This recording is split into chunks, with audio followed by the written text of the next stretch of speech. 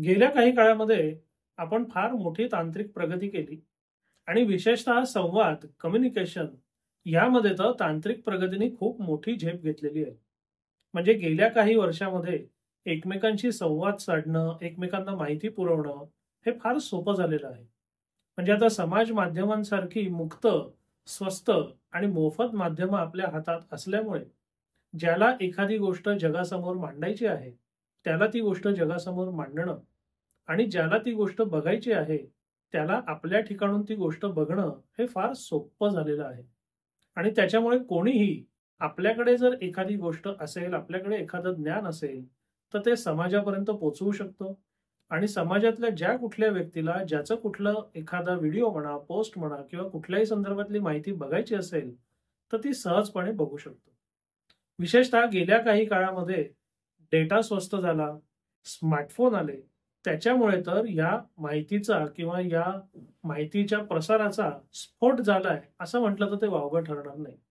आणि याचा फायदा आहे का? तर निश्चितपणे आहे. म्हणजे माझं वैयक्तिक उदाहरण घ्यायचं झालं, तर अगदी सुरुवातीचा जर विचार केला, तर 2008 साली जेव्हा मी वकिलीला सुरुवात केली आणि त्याच्यानंतर जेव्हा माझ्या लक्षात आलं, की बऱ्याचशा लोकांना बऱ्याचशा गोष्टी कळत नाहीयेत, त्याच्यामुळे ते कायदेशीर संकटात सापडतायत. तर तेव्हा मी हळू-हळू एक-एक माध्यमं वापरायला सुरुवात केली. मग Facebook वापरलं. मग काही वेळेला वृत्तपत्रांमधनं लेखन केलं. पण साधारणतः 2015च्या आसपास येईपर्यंत स्मार्टफोन म्हणा, इंटरनेट म्हणा, यांनी खूप मोठी प्रगती केली होती.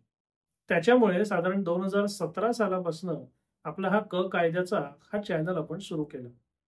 यथाशक्ती, यथामती जे काही मला कळत होतं, जे काही माझ्याकडे सांगण्यासारखं होतं किंवा जे लोकांना कळावं, अशी माझी प्रामाणिक इच्छा होती. ती माहिती मी लोकांना देत गेलो. विविध विषयांवर विविध व्हिडिओ बनवत गेलो.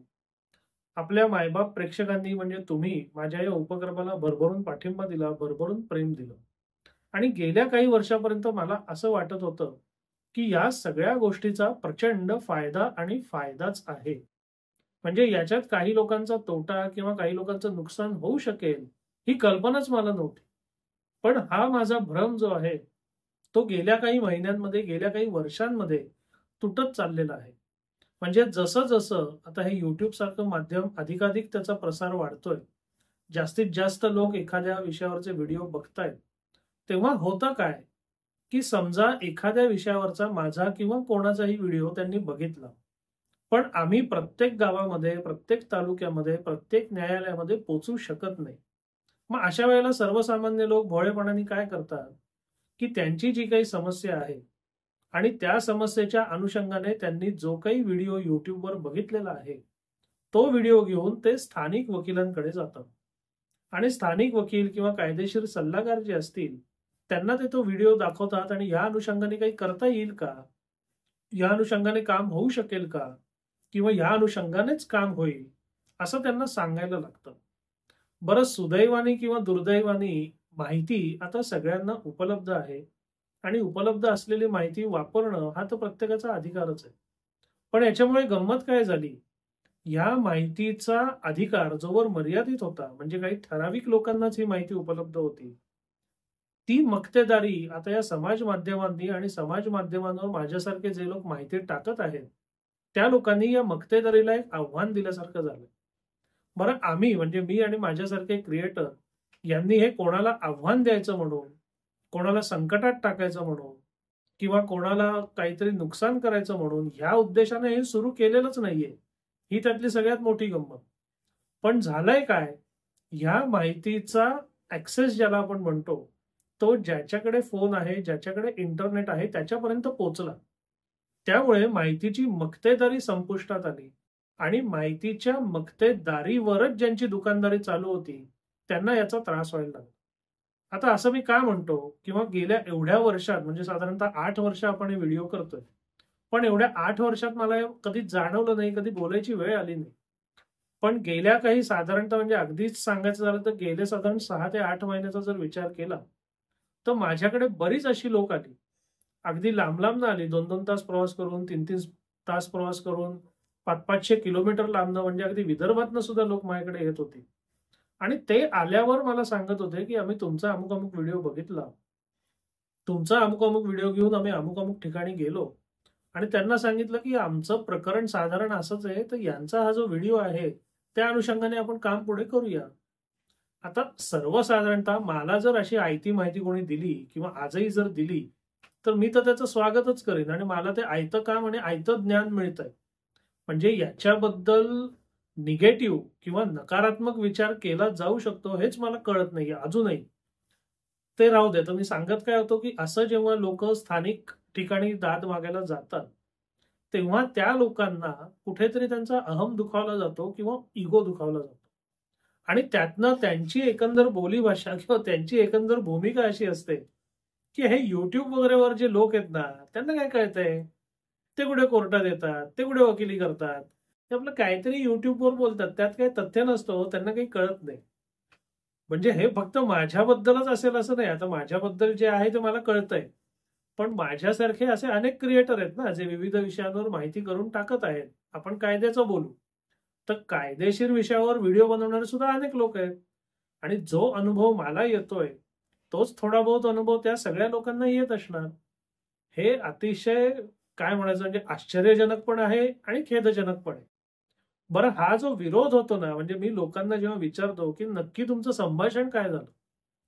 त्यावर ते असं सांगतात, की आमचं अमुक-अमुक प्रकरण होतं.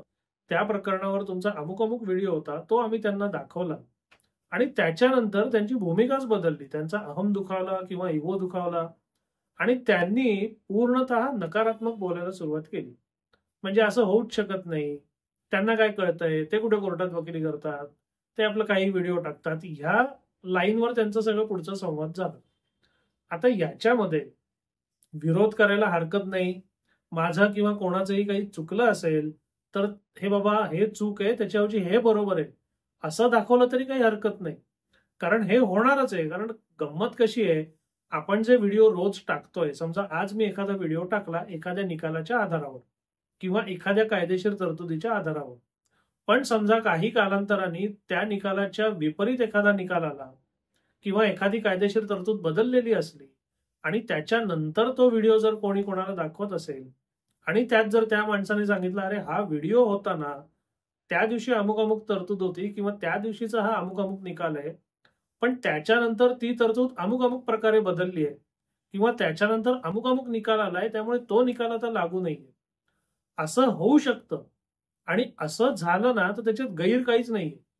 म्हणजे ना तो माझा दोष आहे, कारण मी ज्या दिवशी व्हिडिओ केला त्या दिवशी ती माहिती योग्य होती. पण ज्या दिवशी तो व्हिडिओ घेऊन एखादा माणूस दुसऱ्याकडे जातोय, त्या दिवशी ती माहिती जर गैरलागू असेल आणि ती व्यक्ती जर त्याच्या ते लक्षात आणून देत असेल, की ही माहिती आता गैरलागू आहे, तर त्याच्यात कोणाचंच नुकसान नाहीये ना किंवा त्याच्यात कोणाचंच वाईट नाहीये. पण हे जे सगळं संभाषण आणि हा जो सगळा संवाद होतो, तो ह्या धर्तीवर होतच नाही. इथंच सगळी गडबड आहे. म्हणजे त्यांना काही कळत नाही, ते कुठे कोर्टात येतात, ते आपलं काही व्हिडिओ बनवून टाकतात. असा मोघम विरोध त्याला होत जातो. आणि त्यामुळे होतं काय? आता आपण एक साधी कल्पना करा. ज्या माणसाला स्थानिक पातळीवर त्याचं काम झालं, तर त्याचा आणि त्याचं काम करणाऱ्याचा दोघांचाही फायदा आहे. आता तिथे त्याचं काम तुम्ही नाकारल्यामुळे त्याला व्हिडिओ बघून जो विश्वास बसलेला आहे किंवा जी आशा निर्माण झालेली आहे, त्यामुळे ती व्यक्ती प्रवास करून 1-2 दिवस घालवून माझ्याकडे येते आणि मी त्याचं काम करून देतोय. म्हणजे झालं काय? याच्यात नुकसान कोणाचं झालं? माझं झालं का? नाही. त्या व्यक्तीचं झालं का? नाही. मग नुकसान कोणाचं झालं?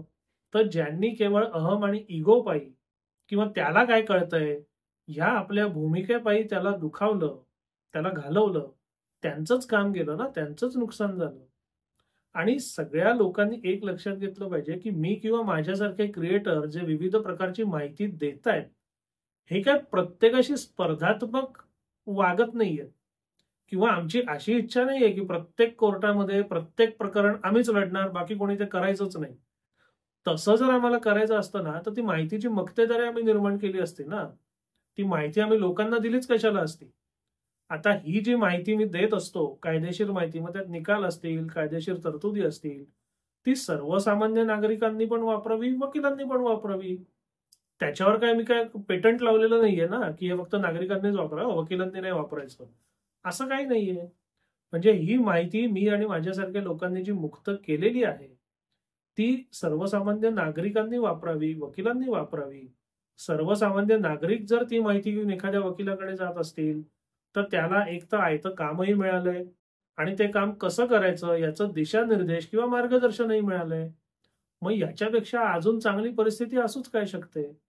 पण असं सगळं असून सुद्धा केवळ आपल्या अहम आणि आपल्या इगोपायी जर काम नाकारलं जात असेल, तर त्यांनी फक्त ते स्वतःचंच नुकसान करून घेतायत. यातनं दुसरं तिसरं काहीही होणार नाहीये. म्हणून माझी सगळ्यांना हात जोडून विनंती आहे, की आम्ही कोणाचेही स्पर्धक नाही. आम्हाला कोणाचीही कामं हिरावून घ्यायची इच्छा किंवा आवश्यकता अजिबात नाही. म्हणून मी किंवा माझ्यासारख्या इतर लोकांचे जे व्हिडिओ किंवा जे पोस्ट घेऊन लोक ज्या लोकांकडे जातील, त्या लोकांनी खुलेपणाने त्यांना जे काही करायचं असेल ते केलं पाहिजे. आमची माहिती चुकीची असेल, तर ही माहिती अमुक तारखेला योग्य होती, आज ही अमुक निकालाप्रमाणे किंवा अमुक तरतुदीपणे लागू नाही, असं त्याला सांगितलं पाहिजे.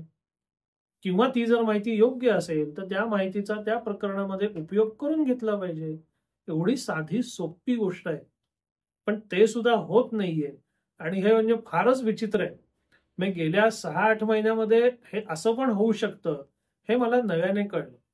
म्हणजे त्याला काय कळतंय, या एका तुमच्या भूमिकेमुळे तुम्ही तुमचं नुकसान करून घेत आहात.